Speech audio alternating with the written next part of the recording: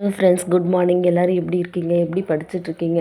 புது வீட்டுக்கு வந்ததுக்கப்புறம் நான் போடுற ஃபஸ்ட்டு ஸ்டடி விலாக் இது தான்.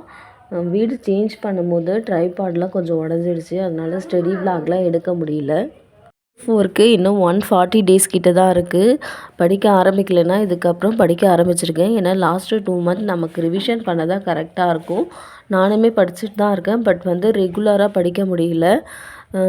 ஒரு 3 டேஸ் படிக்கிறேன், 4 டேஸ் படிக்கிறேன், அந்த மாதிரி தான் போய்கிட்டுருக்கு. நைட் ஸ்டடியும் ரெகுலராக பண்ண முடியல. ஏன்னா பாப்பா கத்திக்கிட்டே இருக்கா.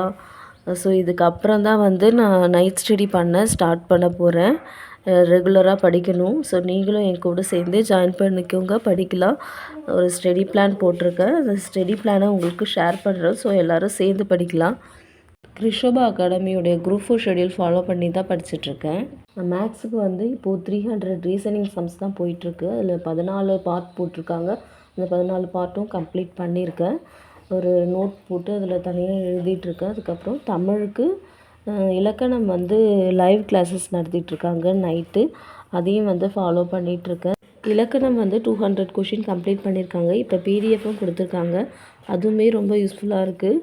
நீங்களும் ஃபாலோ பண்ணுங்கள். ஸோ என்னோடய ப்ரிப்பரேஷன்ஸ் இப்படி தான் போயிட்டுருக்கு.